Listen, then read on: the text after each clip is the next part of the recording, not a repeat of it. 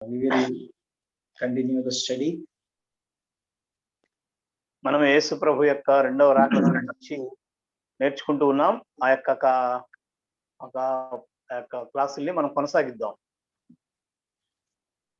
Last week we discussed some important points about the second coming, which are revealed in the scriptures.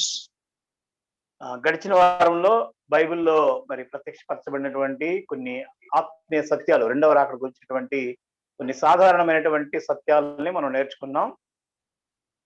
There are many events taking place prior to the coming of Jesus, with the coming of Jesus, and after the coming of Jesus. అంటే యేసు ప్రభు రాకడకి ముందు, రాకడతో పాటు, రాకడ తర్వాత కూడా చాలా సంఘటనలు జరుగుతూ ఉన్నాయి.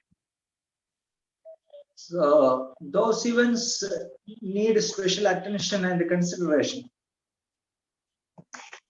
ఆ యొక్క అంశాలని మనం పరిగణలోకి తీసుకోవాల్సిన అవసరం ఉంది.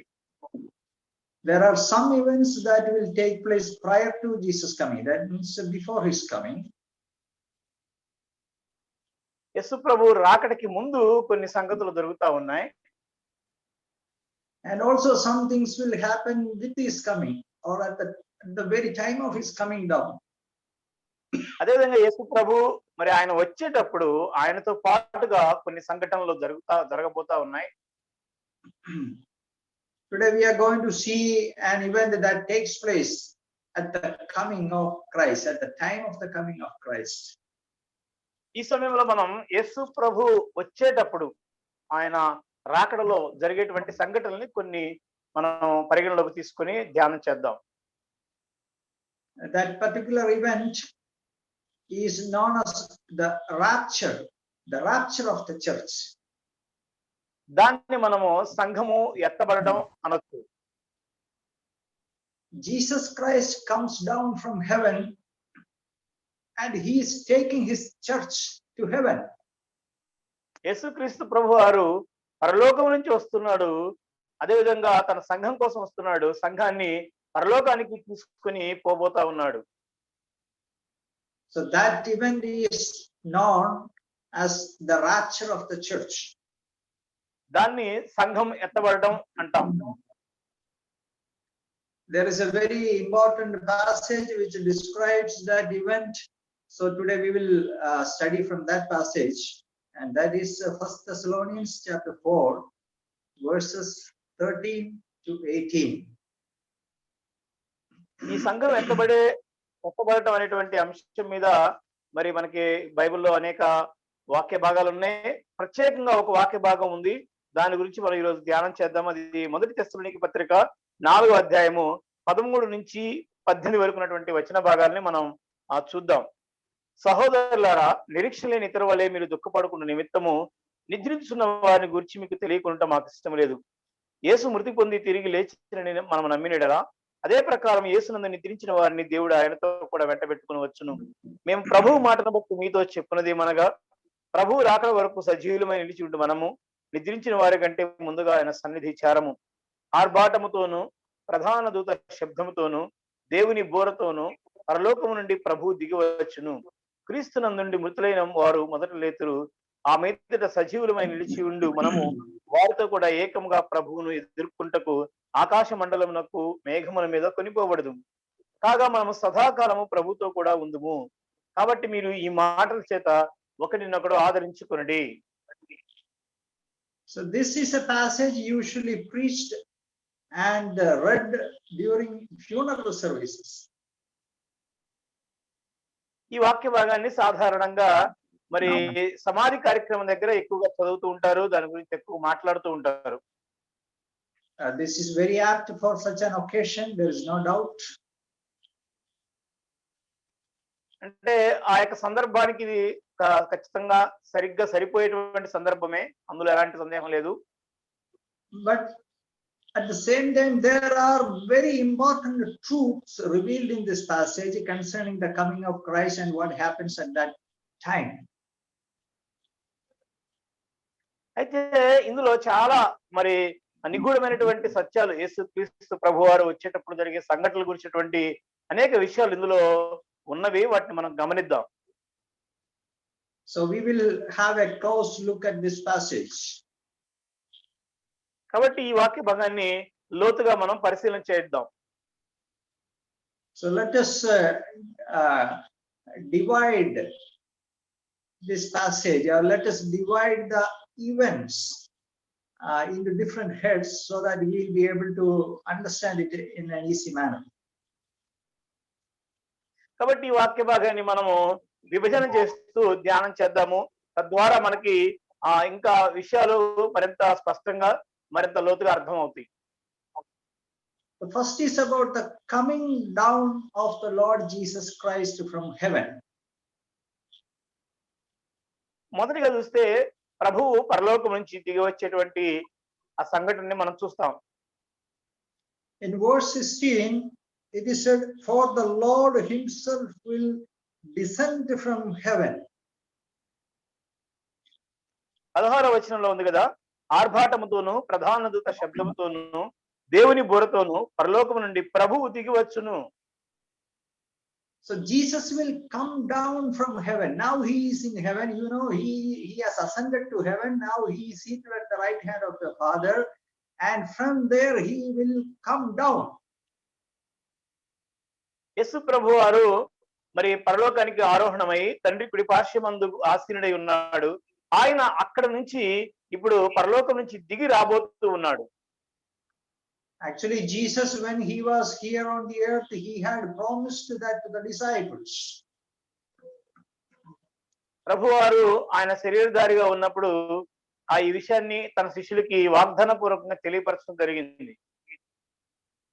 In John's Gospel, chapter 14, verse 1 to 3, we can see that promise which Jesus had given to the disciples.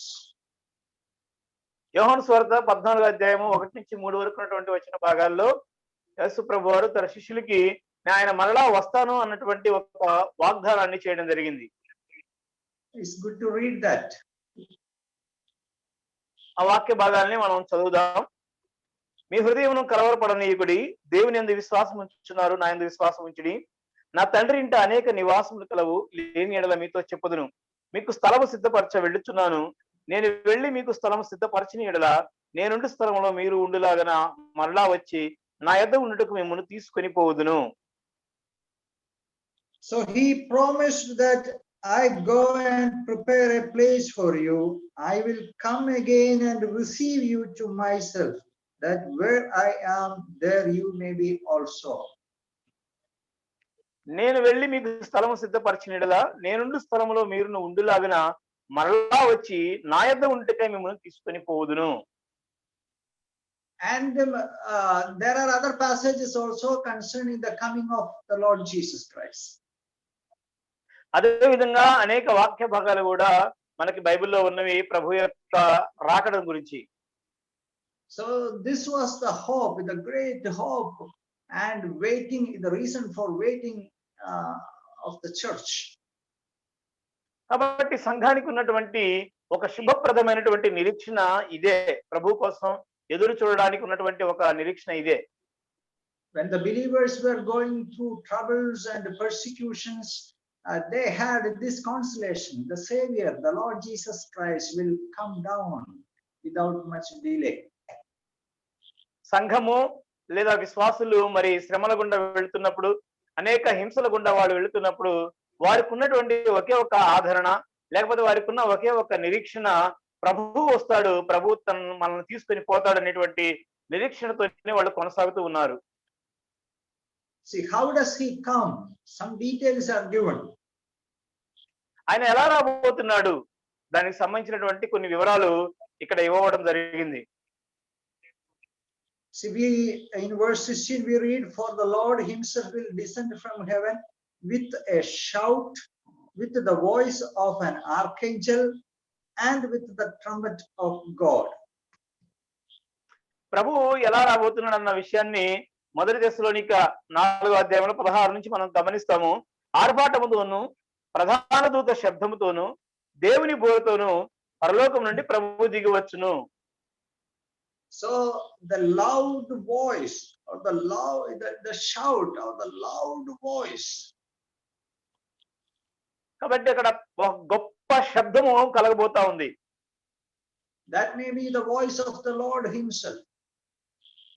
అది ఒకవేళ ప్రభువే ఆయన శబ్దం చేస్తున్నాడేమో. The voice will be so loud and great that all the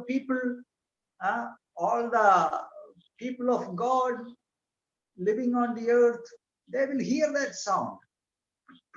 యేసు ప్రభు వారు మరి ఆ శబ్దాన్ని చేస్తూ ఉన్నప్పుడు మరి ఆయన విశ్వాసులు ఈ భూమి మీద ఉన్నటువంటి సకల ఆ విశ్వాసులందరూ కూడా ఆ శబ్దాన్ని వినగలుగుతారు.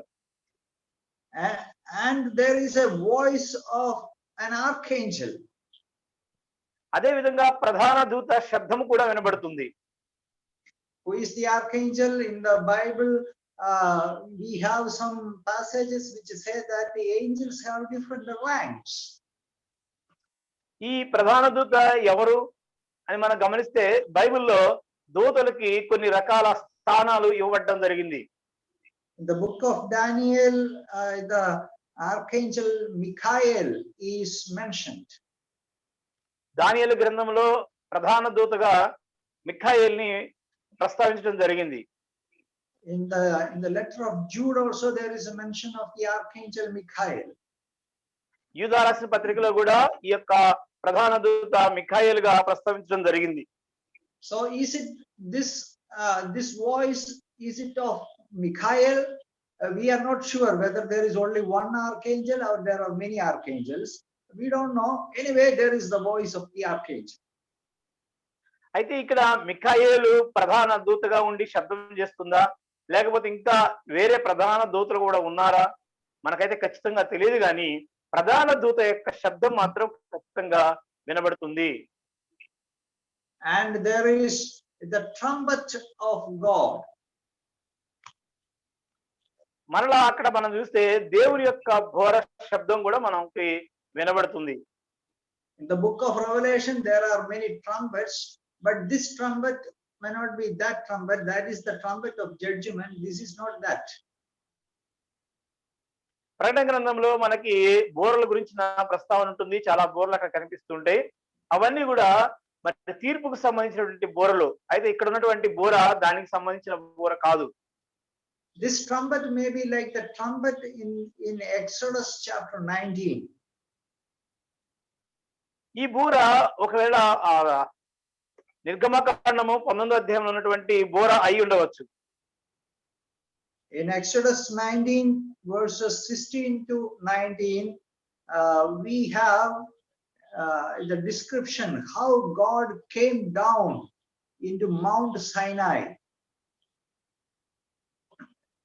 ఇక్కడ నిర్గమకాండం 19వ అధ్యాయంలో 16 నుంచి మనం గమనిస్తే ప్రభువారు మరి సీనాయి పర్వతం మీదకి వస్తున్నప్పుడు ఆయన ఏ విధంగా వస్తున్నాడు, అలా ఏ విధంగా గొప్ప శబ్దంతో వస్తున్నాడనే వచనాన్ని మనం గమనిస్తాం. It's good to read that passage, verse 16 to 19. 16 నుంచి 19 వరకు చదువుతాను. నిర్గమకాండము 19వ అధ్యాయంలో 3వ నాడు ఉదయం అయినప్పుడు ఆ పర్వతం మీద ఉరుములు, మెరుపులు, సాంద్రమేఘము, బోర యొక్క మహాధ్వనియు కలగగా పాళెంలోని ప్రజలందరూ వణికిరి. దేవుని ఎదుర్కొంటకు మోషే పాళెంలో నుండి ప్రజలను అవతల రప్పింపగా వారు పర్వతము దిగున నిలిచిరి. యెహోవా అగ్నితో సీనాయి పర్వతం మీదకి దిగి వచ్చినందున అదంతయు ధూమమయమై ఉండెను. దాని ధూమము కొలిమి ధూమం వలె లేచెను. పర్వతం అంతయు మిక్కిలి కంపించెను. ఆ బూరధ్వని అంతకంతకు బిగ్గరగా మురుగెను. మోషే మాటలాడుచుండగా దేవుడు కంఠస్వరము చేత అతనికి ఉత్తరం ఇచ్చుచుండెను. See, when God came down and appeared to the people, there was the trumpet, there was thundering and lightning and the loud voice of the trumpet. సీనాయి పర్వతం దగ్గర దేవుడు ప్రజలతో మాట్లాడుచున్నప్పుడు అక్కడ భయంకరమైనటువంటి ఉరుములు, మెరుపులు, మరి గొప్ప శబ్దము ఉండడాన్ని మనం గమనిస్తున్నాం. Similarly, when the Lord Jesus Christ comes down from heaven, here it is said there is the shout, there is the voice of the archangel, and there is the trumpet of God.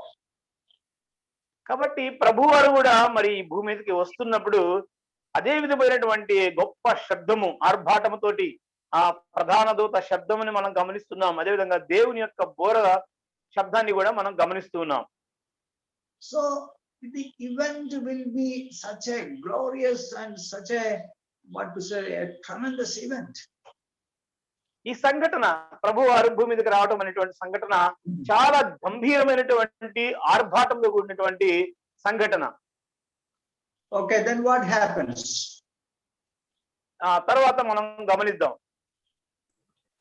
Second, the resurrection of the dead in Christ. మొదటిగా ప్రభువారు రావడాన్ని మనం గమనిస్తున్నాం. రెండవదిగా చూస్తే మరి చనిపోయిన వారు తిరిగి లేవడం, పునరుద్ధానం చెందడాన్ని మనం గమనిస్తున్నాం. And the dead in Christ will rise first. Verse 16, last part says, and the dead in Christ will rise. మనం చూస్తే 16వ వచనంలోనే మొదటి తెస్సలోనిక 4వ అధ్యాయము 16వ వచనంలో చివరి భాగంలో చూస్తే క్రీస్తు నందుండి మృతులైన వారు మొదట లేతురు. So the resurrection of the dead is a clear teaching of the Bible. కాబట్టి చనిపోయిన వాళ్ళు తిరిగి లేస్తారు, లేకపోతే వారు పునరుద్ధానం చెందుతారు అనేది బైబిల్ చెప్పేటువంటి ఒక ఖచ్చితమైన బోధ. When does that take place?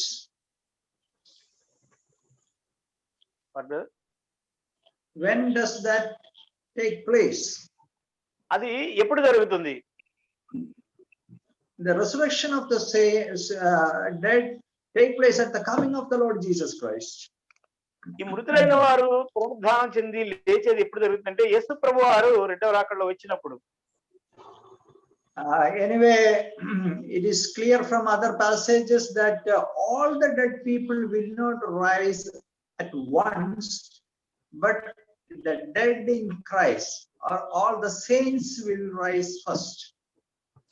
అయితే చనిపోయిన వాళ్ళందరూ తిరిగి లేవరు గాని, అంటే మనకి వేరే వాక్య భాగాలంటే మనం గమనించి చూస్తే కనుక అందరూ లేవరు గాని మొదటగా యేసుక్రీస్తు నందుండి చనిపోయిన వారు లేకపోతే పరిశుద్ధులు దేవుని బిడ్డలు మొదట లేస్తారు.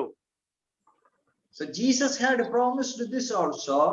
He had prophesied that there is coming a day when all the dead will rise. యేసు ప్రభువారు వాగ్దానం కూడా చేశారన్నమాట. ఒక రోజు రాబోతుంది, మృతులైన వారందరూ కూడా తిరిగి లేస్తారు అని వాగ్దానం చేయడం కూడా జరిగింది. In John's Gospel chapter 5, యోహాను సువార్త 5వ అధ్యాయము verse 28 and 29 we can read. 28, 29 మనం గమనిస్తే కనుక దీనికి ఆశ్చర్యపడకుడి, ఒక కాలం వచ్చుచున్నది, ఆ కాలమున సమాధుల్లో ఉన్న వారందరూ ఆయన శబ్దము విని మేలు చేసిన వారు జీవ పునరుద్ధానమునకును కీడు చేసిన వారు తీర్పు పునరుద్ధానమునకును బయటకు వచ్చెదరు. Yeah.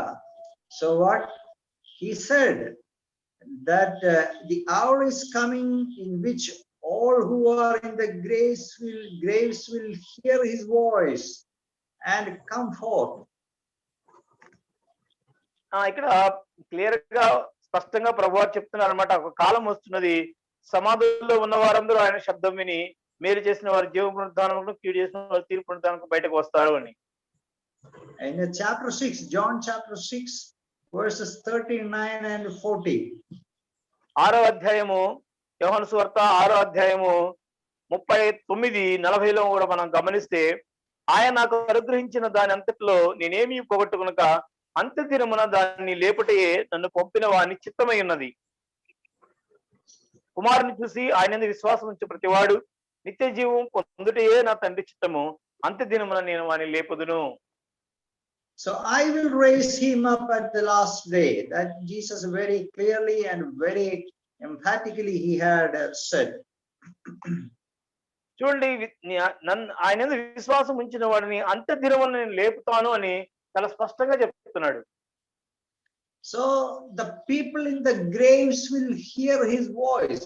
In chapter 5, John chapter 5, Jesus said that the hour is coming when the dead in the graves will hear my voice and they will rise. మనకి చాలా స్పష్టంగా అర్థమవుతుంది. 5వ అధ్యాయంలో అంటున్నాడు కదా, సమాధుల్లో ఉన్న వారందరూ ఆయన శబ్దం విని లేస్తారు అని. So maybe in Thessalonians chapter 4 verse 16 we saw the sound, the great sound, that may be the sound of the Lord Jesus Christ himself. కాబట్టి 5వ అధ్యాయంలో వారు నా శబ్దం విని లేస్తారు అన్నాడు కాబట్టి తెస్సలోనిక పత్రికలో మరి ఆయన మహాశబ్దంతో ఆర్భాటంతో ప్రభు వస్తున్నాడు. ఆ శబ్దాన్ని విని మృతులైన వారు లేస్తారేమో.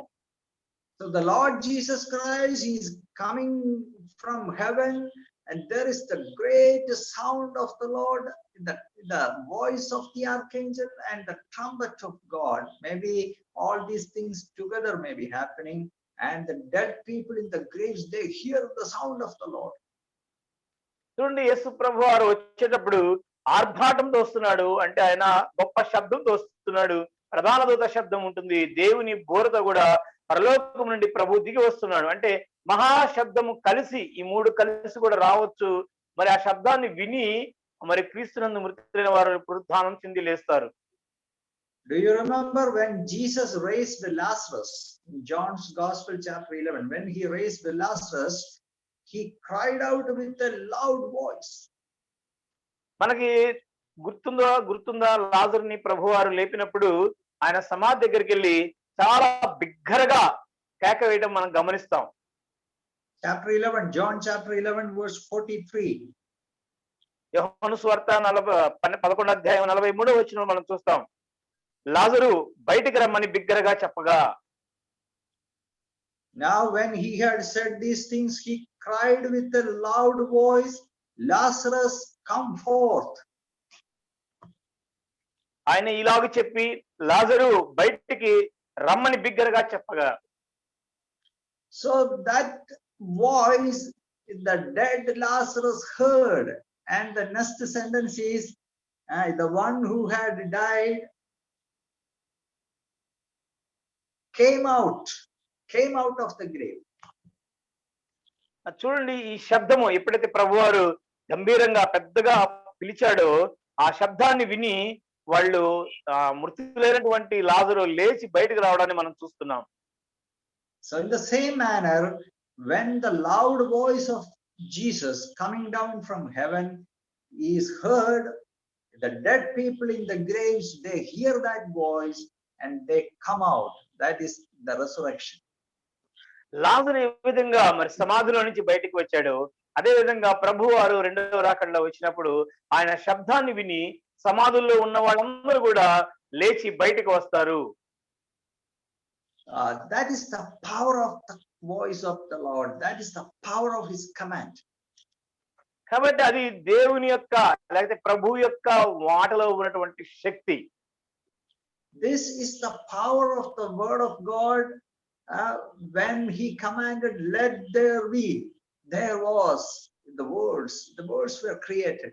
The same Lord, now he is commanding with a great voice, come out, and the dead people come out. చూడండి, యేసు ప్రభు వారు ఈ సృష్టి చేసినప్పుడు ఆయన నోటి వాక్కు చేత సమస్తముని కలుగును గాక అంటే సమస్తాన్ని కలగజేసినటువంటి సృష్టికర్త అయిన దేవుడు అదే ప్రభు అదే శక్తితోటి మరలా వచ్చి బయటికి రమ్మని పిలిచినప్పుడు సమాధిలో ఉన్న వాళ్ళు కూడా చనిపోయిన వాళ్ళు కూడా మరలా లేచి బయటకు రావడం చూస్తూ ఉన్నాం. It has been said that at the grave of Lazarus, if Jesus had not mentioned his name Lazarus, suppose simply he said come out, then all the dead people would have come out. But Jesus specially mentioned Lazarus, come out, so that only Lazarus came out. యేసు ప్రభు వారు లాజరుని లేపినప్పుడు లాజరు అని పేరు పెట్టి ప్రత్యేకంగా పిలవడానికి ఒక అర్థం ఏంటంటే ఒకవేళ యేసు ప్రభు వారు లాజరు అని పిలవకుండా బయటికి రా అని పిలిచినట్లయితే సమాధుల్లో ఉన్న వాళ్ళందరూ లేచి బయటకు వచ్చేవాళ్ళేమో. అందుకని దేవుడు ప్రత్యేకంగా లాజరు అని పేరు పెట్టి పిలవడం జరిగింది. So the resurrection of the dead is a very important doctrine in the Bible, and that happens. The resurrection of the saints happens here. కాబట్టి మృతులు బ్రతుకుతారు, మృతులు మరలా లేస్తారు అనేటువంటిది బైబిల్ యొక్క ప్రాథమికమైనటువంటి సిద్ధాంతంగా బోధగా ఉంది, అది జరిగింది కూడాను. People have some questions and doubts. How can it be? This is a matter of doubt for many people. How can people who died centuries and centuries before, how can they be resurrected? అయితే ప్రజలకి చాలా మరి సందేహాలు ఉండవచ్చు. మరి జనాలు ఎప్పుడో కొన్ని వందల సంవత్సరాల క్రితం, వేల సంవత్సరాల క్రితం చనిపోయి ఉంటారు కదా, మరి వాళ్ళందరూ ఎలా లేస్తారు అనేది ఒక ప్రశ్నగా మిగిలి ఉండొచ్చు. Apostle Paul explains that in 1 Corinthians chapter 15. Paul in detail he explains how the resurrection will take place. అయితే అపోస్తలుడైనటువంటి పౌలు మరి కొరింథీ వేసినటువంటి పత్రికలో 15వ అధ్యాయంలో ఎలా లేస్తారనేటువంటి విషయాల్ని చాలా వివరంగా సవివరంగా అక్కడ వర్ణించడం జరిగింది. Just for now is just enough to know that the God who called out the universe out of nothing, it is nothing for him to call out the dead people from the grave. చూడండి, మన దేవుడు సృష్టికర్త అయిన దేవుడు. ఏమీ లేనప్పుడు సర్వ సృష్టి కలుగును గాక అని పిలిచినటువంటి దేవునికి చనిపోయిన వారిని లేపటం పెద్ద విశేషమేం కాదు. ఆయనకు సమస్తము సాధ్యమే. So when Jesus comes, the dead people rise. యేసు ప్రభు వచ్చినప్పుడు మరి మృతులు లేవడం చూస్తున్నాం. Okay, there is then another thing taking place. That is, the third thing is the transformation of the living saints.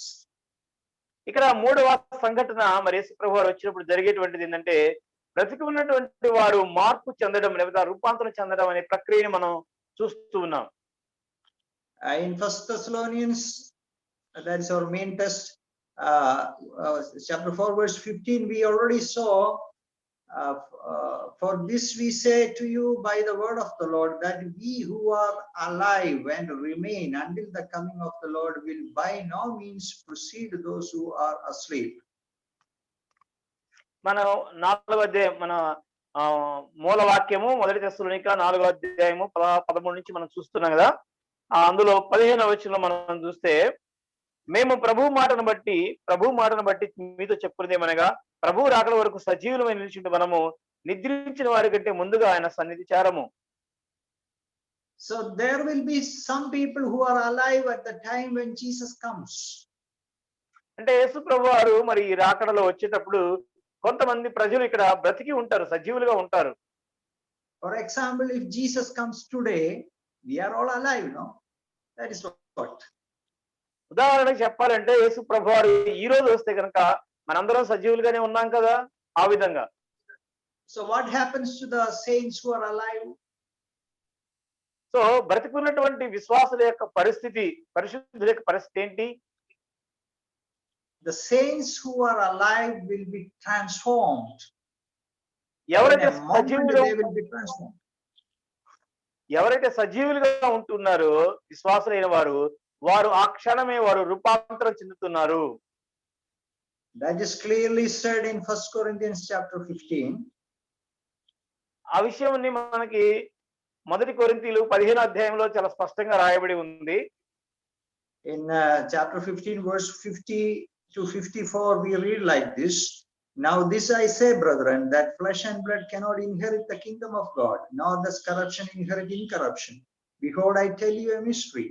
We shall not all sleep, but we shall all be changed in a moment, in the twinkling of an eye, at the last trumpet.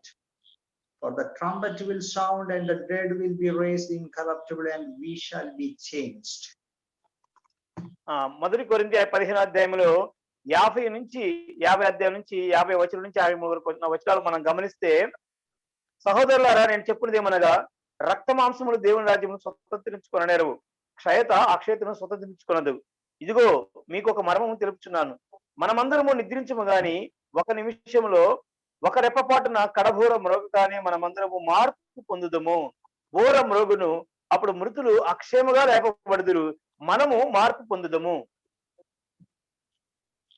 So the saints who are alive, they will be changed. Changed means they will be transformed. ఎవరైతే మరి ప్రభు రాకడలో బ్రతికి సజీవులుగా ఉంటూ ఉన్నారో వాళ్ళు మార్పు చెందుతున్నారు, అంటే రూపాంతరం చెందుతున్నారు. Now our bodies are weak bodies and we have all the weaknesses of flesh, but at that time we will be transformed and we will be receiving a glorified body. మనం ఇప్పుడు మరి ప్రస్తుతము బలహీనమైనటువంటి శరీరాన్ని కలిగి ఉన్నాము. మరి ప్రభువారు వచ్చినప్పుడు మన శరీరము బలహీనమైన దీనమైనటువంటి శరీరము మరి మహిమా శరీరంగా మార్చబడబోతా ఉంది. Another important passage which says that is Philippians chapter 3 verse 20 and 21. ఈ మాటని సమర్థించడానికి మరొక వాక్య భాగం అక్కడ కూడా చాలా స్పష్టంగా రాయబడింది. ఫిలిప్పీయులకు రాసిన పత్రిక 3వ అధ్యాయము 20వ వచనం మనం చూస్తే, మన పౌరస్థితి పరలోకమందున్నది, అక్కడ నుండి ప్రభువైన యేసుక్రీస్తును రక్షకుని నిమిత్తము కనిపెట్టుకొనుచున్నాము.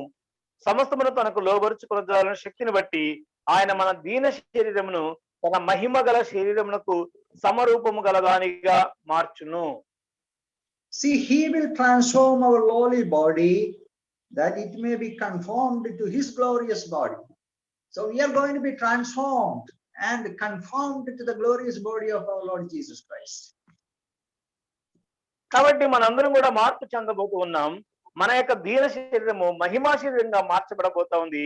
యేసు క్రీస్తు యొక్క మహిమ శరీరానికి సమరూపము గల దానిగా మార్చబడబోతా ఉంది. So what a wonderful truth is this. If we are dead, when the Lord comes, we will rise and we will have a glorious body. If we are alive, we will be transformed and we will be having a glorious body. చూడండి, ఇది ఎంత అద్భుతమైనటువంటి ఆదరణ కలిగించేటువంటి గొప్ప సత్యము కదా. మనందరం బ్రతికుంటేనేమో ప్రభు వచ్చినప్పుడు మన శరీరాలు మార్పు చెందుతాయి. ఒకవేళ మనం చనిపోతే ప్రభు వచ్చినప్పుడు మనం మరి మృతుల్లో నుంచి తిరిగి లేపబడబోతున్నాం. చాలా అద్భుతమైనటువంటి సత్యం ఇది. Okay, then what happens? That is the fourth point. 4వ మరి సంఘటన కూడా మనం గమనిద్దాము. తెస్సలోనికీయుల మొదటి పత్రికలో the taking up of the saints into the air. The saints will be taken up into the air. మరి ఈ పరిశుద్ధులందరూ కూడా ఆకాశంలోనికి మరి కొనిపోబడ్డాన్ని మనం గమనిస్తున్నాం. Yeah, 1 Thessalonians 4 in verse 17. Then we who are alive and remain shall be caught up together with them in the clouds to meet the Lord in the air, and thus we shall always be with the Lord. 4వ అధ్యాయము 1 తెస్సలోనిక 17వ వచనం మనం గమనిస్తే, ఆ మీదట సజీవులమై నిలిచుంటూ మనము వారితో కూడా ఏకముగా ప్రభువుని ఎదుర్కొంటకు ఆకాశ మండలమునకు మేఘముల మీద కొనిపోబడదుము, కాగా మనం సదాకాలం ప్రభువుతో కూడా ఉందుము. So we will be caught up. మనందరం కూడా ఎత్తబడబోతూ ఉన్నాం. We means who? The saints who have risen and the saints who have now transformed. The saints who are alive are transformed. So the whole church, we can say the whole church, or all the saints in Christ, they will be just taken up into the air to receive the Lord. చూడండి, ఇక్కడ మనము అంటే మరి సజీవులుగా బ్రతికున్నటువంటి మనము మహిమలోనికి మార్చబడుతున్నాం. చనిపోయినటువంటి వాళ్ళు పరిశుద్ధులు తిరిగి లేస్తూ ఉన్నారు. వీళ్ళందరూ కూడా ఏకముగా కూడుకొని, అంటే సంఘమంతా కూడా, అంత సార్వత్రిక సంఘమంతా కూడా కలిసి మరి ఆకాశ మండలంలోనికి ప్రభువుని ఎదుర్కోవడానికి మనం కొనిపోబడబోతున్నాం. So this taking up of the saints is what is known as rapture. కాబట్టి పరిశుద్ధులు ఈ విధంగా ఎత్తబడము లేకపోతే కొనిపోబడ్డాన్ని మనం సంఘము ఎత్తబడడం అంటూ ఉన్నాం. The word rapture is not there in the Bible. It is a Latin word. ఈ రాప్చర్ అనే పదం మరి బైబిల్లో లేదు, అది ఒక లాటిన్ పదంగా వాడబడింది. The word used in the Bible is being caught up or to be taken up. That is the word used. The Latin translation is raptura, and from that Latin word now we have the English word rapture. కాబట్టి ఇక్కడ మరి తెలుగులో అయితే కొనిపోబడడం అనే పదం వాడబడింది. ఎత్తబడటం అనే పదం కూడా సమరూపమైనటువంటి పదం. అయితే రాప్చరా అనేటువంటి లాటిన్ పదంలో నుంచి రాప్చర్ అనేటువంటి పదం ఇంగ్లీష్ లోకి తర్జుమా చేయబడి ఆ విధంగా ప్రాచుర్యంలోకి వచ్చింది. In Telugu, what do you call that event? The rapture, what is the word in Telugu? Huh? ఎత్తబడడం సంఘము ఎత్తబడడం, lifting up. Okay. So this is what happens. The saints will be caught up, or the saints will be taken up. That particular event is usually called rapture. కాబట్టి సంఘము ఎత్తబడడం, లేకపోతే పరిశుద్ధులు కొనిపోబడడం, లేకపోతే భూమి నుంచి వాళ్ళు లేపబడడం, వీటన్నిటిని మనము మరి సంఘం ఎత్తబడడం అని తెలుగులో అంటాము, రాప్చర్ అని ఇంగ్లీష్ లో అంటాం. You understand that there are some other usages in the New Testament. The same word is used in some other occasions. కాబట్టి ఇలాంటి విషయాల్ని మరి కొన్ని చోట్ల వేరే చోట్ల కూడా బైబిల్లో రాయడం జరిగింది. In Acts chapter 8 verse 39, అపోస్తలుల కార్యాలు 8:39లో,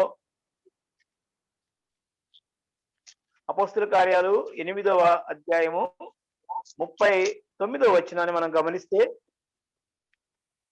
will you please read that?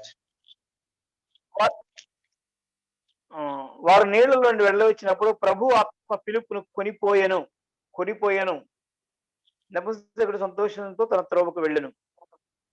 కొనిపోయిన పదం ఉంది, ఇక్కడ కూడా తెస్సలోనికలో కూడా కొనిపోయిన పదమే ఉంది.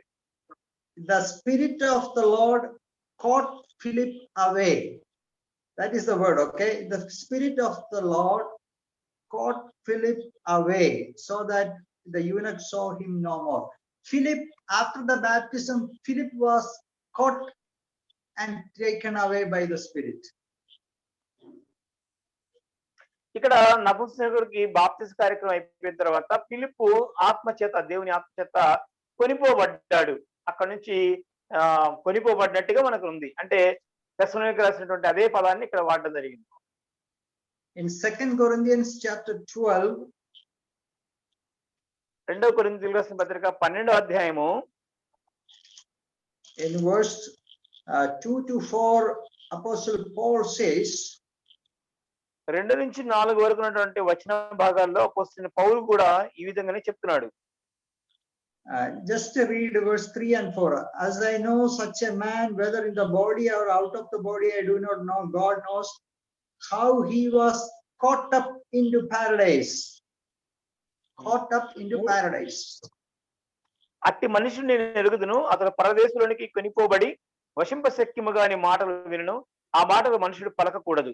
అతడు శరీరంతో కొనిపోబడినో శరీరము లేక కొనిపోబడినో నేను ఎరుగుదును, అది నేను ఎరుగును, దేవునికే తెలియదు. Paul was caught up into paradise. Same usage. అంటే అపోస్తలుడైన పౌలు కూడా మరి పరదేశంలోనికి కొనిపోబడ్డాడు. అంటే తెస్సలోనికీలో ఏ పదం అయితే వాడబడిందో అదే పదం ఇక్కడ వాడబడడం జరిగింది. In Revelation chapter 12, ప్రకటన గ్రంథము 12వ అధ్యాయము verse 5. 5వ వచనంలో మనం గమనిస్తే, సమస్త జనములను ఇనుప దండముతో ఏలనై ఉన్న ఒక మగ శిశువు ఆమెను కనగా, ఆమె శిశువు దేవుని యొద్దకును ఆయన సింహాసనం యొద్దకును కొనిపోబడెను. And her child was caught up to God and his throne. So same word, same usage. ఇక్కడ కూడా ఇదే పదాన్ని వాడడం జరిగింది, కొనిపోబడెను అనే పదం. So what we are telling, the saints who have risen and the saints who have been transformed, they will be caught up into the air and they will receive the Lord and they will be with the Lord forever and ever. కాబట్టి మనం చెప్పేది ఏంటంటే, మరి దేవుని బిడ్డలో ప్రభువుని నమ్ముకున్న వాళ్ళు ప్రభువు మరి వచ్చినప్పుడు ఆయన ఎదుర్కోవటానికి మనం ఆకాశ మండలానికి కొనిపోబడుతున్నాము. So this is a great event and this is a great expectation of the church. కాబట్టి ఇది గొప్ప సంఘటన. సంఘం అయితే అత్యాసక్తితో ఎదురు చూస్తున్నటువంటి, నిరీక్షణతో ఎదురు చూస్తున్నటువంటి ఒక గొప్ప సంఘటన. So this is what is a major event that takes place at the coming of Jesus. కాబట్టి యేసు ప్రభువారు ఈ భూమి మీదకి వచ్చేటప్పుడు జరిగేటువంటి ఒక ప్రధానమైనటువంటి సంఘటన, గొప్ప సంఘటన ఇది. This has been a matter of great discussion, not only among believers, even unbelievers have been curious to know about these things. కాబట్టి ఇది చాలా అంటే ఎక్కువ మంది మాట్లాడుకోవడానికి చాలా మంది మాట్లాడుతుంటారు. విశ్వాసులు మాత్రమే కాదు, అవిశ్వాసులు కూడా దీని పట్ల చాలా ఆసక్తిగా ఉన్నారు. ఎప్పుడు ఎలా జరుగుతుందని తెలుసుకుంటూ కూడా ఉన్నారు. So at the coming of Jesus, all the saints are taken up, the church is taken up. So only unbelievers will be left here in the earth. కాబట్టి యేసు ప్రభువారు భూమి మీదకి వస్తున్నప్పుడు మరి సంఘం అంతా కూడా, విశ్వాసులందరూ కూడా ఎత్తబడతారు. కేవలము దేవుని నమ్మని అవిశ్వాసులు మాత్రమే ఇక్కడ విడబడ్డం జరుగుతుంది. You just imagine that situation. Maybe two people are working together. In your company or in your office, two are working together. One is a believer, the other is an unbeliever. The believer will be transformed and he will be taken up. The unbeliever will be left. చూడండి, ఒకవేళ అంటే సంఘటనని ఒకసారి మనం ఊహించుకుంటే కనుక, ఇద్దరు మీ ఆఫీసులో పనిచేస్తుంటే ఒకళ్ళు అవిశ్వాస అయితే కనుక, ఒకళ్ళు విశ్వాసం అయితే, మరి ప్రభువు రాకడ వచ్చినప్పుడు బోర శబ్దం వినబడ్డప్పుడు ఒక వ్యక్తి మరి కొనిపోబడతాడు, ఇంకో వ్యక్తి విడవబడతాడు. అది మనం ఊహించుకుంటేనే చాలా విచిత్రంగా, చాలా ఆశ్చర్యంగా అనిపిస్తుంది. All over the world this takes place. You know, all the believers have disappeared at once. All the born again believers have disappeared. ఇది చూడండి, మరి ప్రపంచం అంతా కూడా జరిగేటువంటి ఒక గొప్ప సంఘటన. అంటే అన్ని దేశాల్లో, అన్ని ప్రాంతాల్లో వాళ్ళు కూడా మరి విశ్వాసులు కనిపించకుండా పోతారు, వాళ్ళు ఎత్తబడతారు. The rapture, there are movies also which have been made. The rapture by imagination and with the biblical data, people have created movies also. There is a movie by name The Rapture. కాబట్టి ఈ యొక్క rapture లేకపోతే సంఘం ఎత్తబడడం అనే దాని మీద చాలా సినిమాలు కూడా తీయడం జరిగింది. వాళ్ళు కొన్నేమో ఊహించి, కొన్నేమో మరి బైబిల్లో ఉన్నటువంటి కొన్ని వాక్యాలను ఆధారం చేసుకొని సినిమా కూడా తీయడం జరిగింది. Concerning the correct timing of the rapture, there are different views. We are not entering into that now. అయితే ఈ సందర్భం లేకపోతే ఈ యొక్క ఎత్తబడ్డం అనేది ఎప్పుడు జరుగుతుందని, ఆ కాలాన్ని గురించినటువంటి విషయాల మీద చాలా ఆర్గ్యుమెంట్స్ ఉన్నాయి, చాలా అభిప్రాయాలు ఉన్నాయి. వాటిలోకి మనం వెళ్తలేదు. So let us know this doctrine. Let us know this very clearly. The Lord comes down, the dead in Christ rise, the living saints transform, and they are taken up to heaven by the Lord Jesus Christ. కాబట్టి మనం ఈ రోజుల్లో యొక్క సిద్ధాంతాన్ని లేకపోతే ఈ బోధన మనం బాగా నేర్చుకోవాలి, అర్థం చేసుకోవాలి. యేసు ప్రభువారు వస్తూ ఉన్నప్పుడు మరి సంఘం ఎత్తబడుతుంది, క్రీస్తునందున మృతులు మొదట లేస్తున్నారు, తర్వాత సజీవమై ఉండి మనం కూడా మార్పు చెంది, రూపాంతరం చెంది ప్రభువుని ఎదుర్కోవడానికి ఇద్దరు కలిసి మరి ఆకాశ మండలానికి ఎక్కిపోతా ఉన్నాం. This is our hope. This is what we are waiting for. ఇదే మన నిరీక్షణ. దీనికోసమే మనం ఎంతగానో ఎదురు చూస్తూ ఉన్నాం. So dear brothers and sisters, now our bodies are lowly bodies. We have all the weaknesses, we have sicknesses, we have pain, and we have suffering. But we are expectantly waiting for the coming of the Lord. కాబట్టి ప్రేమైనటువంటి దేవుని బిడ్డలారా, సహోదర సహోదరులారా, మనం ఇప్పుడు ఈ దీన శరీరంలో మనం ఉన్నాము. ఈ దీన శరీరంలో మరి నొప్పులు, బాధలు, శ్రమలు ఎన్నో ఉన్నవి. మరి పాపానికి సంబంధించిన విషయాలు కూడా ఉన్నాయి. అయితే మనం అందరం కూడా ఎదురు చూస్తున్నాము ప్రభు రాకడ కోసం.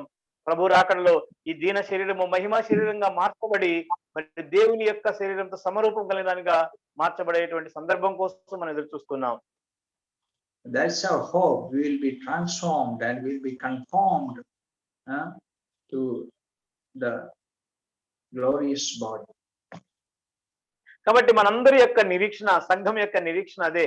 మనందరం కూడా యేసుక్రీస్తు యొక్క శరీరానికి సమరూపం కలిగిన విధంగా ఆ మహిమ గల శరీరంగా మార్చబడేటువంటి ఒక అద్భుతమైన ప్రక్రియ.